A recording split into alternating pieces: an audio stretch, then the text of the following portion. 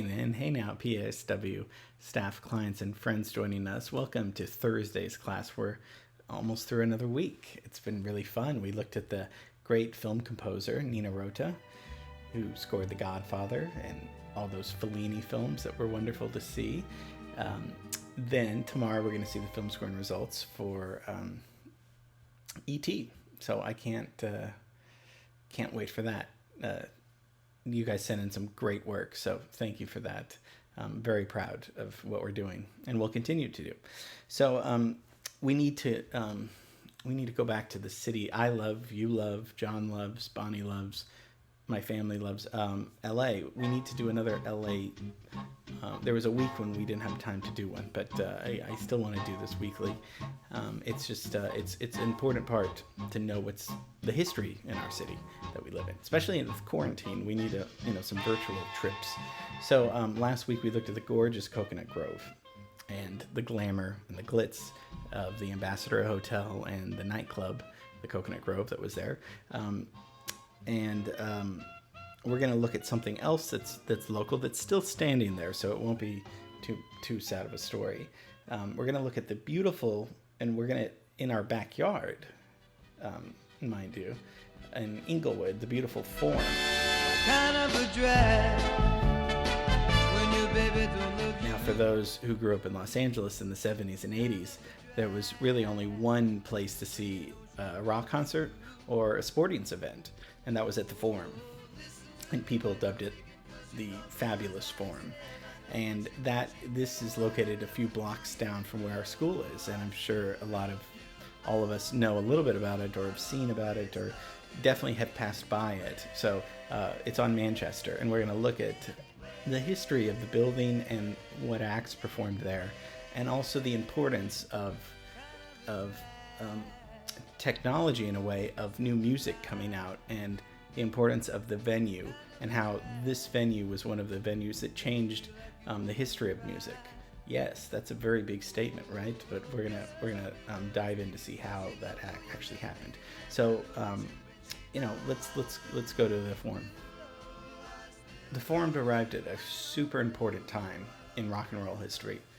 It was built in 1967, and that is a magical year for rock and roll music, for the history of the civil rights, and as long as other political movements and artistic movements, but particularly with rock and roll. 1967 was the year everything was happening, and this is when the Forum is built.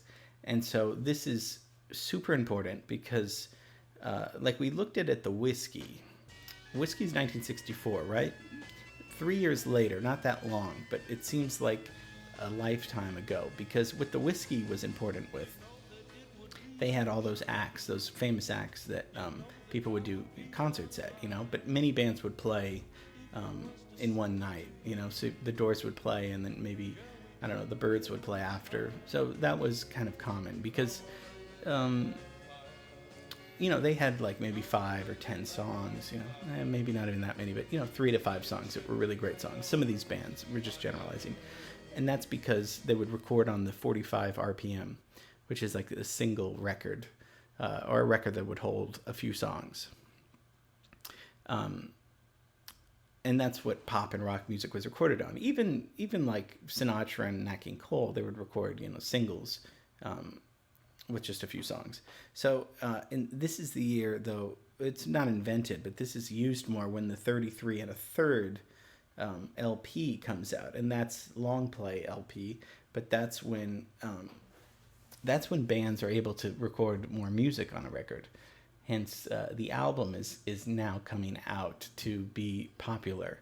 Whereas the Whiskey, people would perform songs. The Forum is where people can perform live albums, complete all the way through, that people have heard of on the record, and they can actually see the band perform the whole album live. The Forum is great timing in the sense where all now music is being elevated to just catchy 2-3 minute songs on the radio. Now it's being elevated to an album like Sgt. Pepper's that comes out in 1967. So the Forum was a venue to hold larger acts, longer music. This came out a year before Madison Square Garden, and this is, like we talked about at the beginning of class, the birth of arena rock. I mean, now, we have Kiss and we have huge bands. Even Paul McCartney will sell out. But back then, this was really the beginning of when bands would sell out stadiums. Of course, we know that now. I mean, we looked at Dodger Stadium and when the Beatles played there, and that was very not really conventional for a band to play at a stadium, because who can fill 40,000 seat stadium? Probably the Beatles, but that's maybe about it. But now with the Forum, we have 17,000 seats. That's way different than the Whiskey, which can hold, I don't know, a few hundred maybe? I guess I should have researched that, but I mean, we're just kind of ballparking here. Obviously, there's a huge difference. So let's just talk about the building. Forum was designed by Charles Lookman Associates, and they built Madison Square Garden the next year, in 1968. They were able to engineer the structure of the building, so it had no major support pillars. This was unheard of for an indoor arena the size of the Forum, and they wanted to make it look like a modern-day Colosseum in Rome. And this is, we've talked about Art Deco with the Wiltern and other beautiful buildings in Los Angeles. This is an example of new formalism. And formalism is a type of architecture that takes classical architecture and strict symmetrical shapes, and that's associated. So that's different than Art Deco.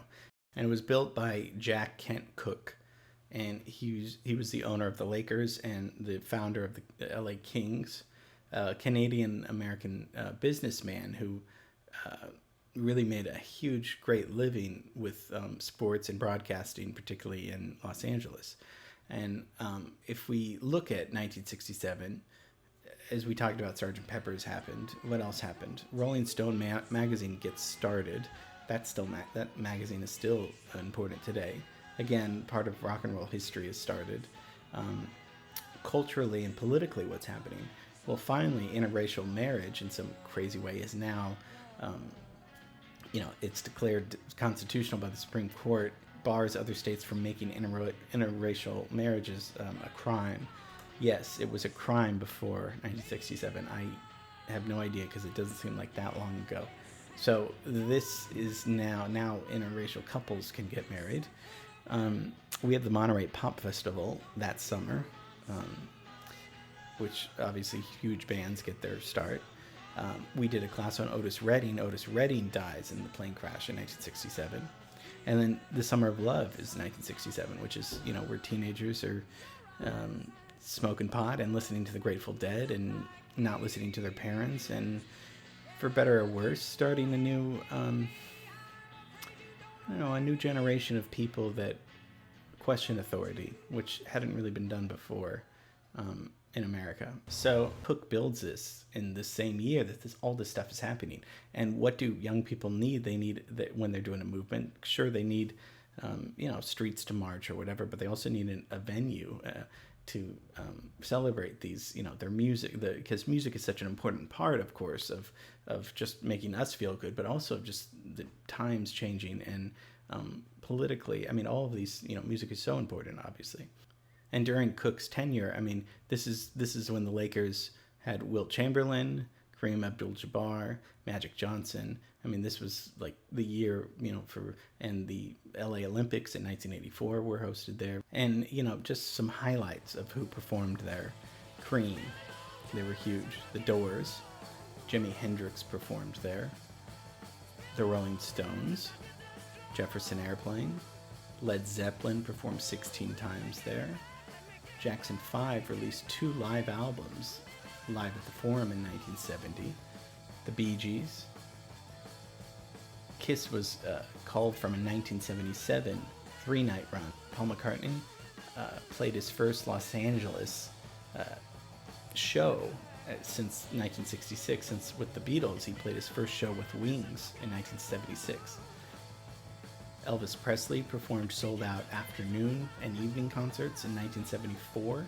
Queen finished their tour at the Forum in 1982, and this was their last ever headlining performance in the U.S. before Freddie Mercury passed away. Diana Ross recorded a popular television special at the Forum in 1981. Prince held a 21-show residency at the Forum in 2011. And right before Michael Jackson died with the This Is It, that's where he would rehearse at the Forum. But, once Staples, came about in 1999, all the activity of the sports and the concerts, that kind of took the place. And the Forum kind of was in disarray for a little bit. And but in 2014, it became a National Register of Historic Places. And so it's a landmark, which it can't be taken down, which is great. And it really has had a rebirth with artists, and people are performing there. Obviously, not right now, but it's been very successful in the last few years, and years going ahead as being a performance venue that's huge. And what's really important, before we end, it's a pillar for the Inglewood community. It really is. I mean, and not just a column pillar. A bad joke right there. With the community, in the sense of it's required to staff at least 35% of the jobs have to be with local residents of the community. I think that's great. I didn't know that 35% of people that work there have to live in that community. So again, you learn something every day. I think that's terrific. I love that it's there, that it's such an epic. I went one time to see a Kings game, but I was maybe 9 or 10. But it was with my dad. It was really, very fun. But yes, what a national iconic landmark that's really close to us in the neighborhood. We're very lucky, and we pass by it all the time. But next time, just wave to it and be like, "Hey, that's where history was made." I mean, all those artists that we talked about, amazing. I mean, changed, like I said, changed music, but also changed the world. These people.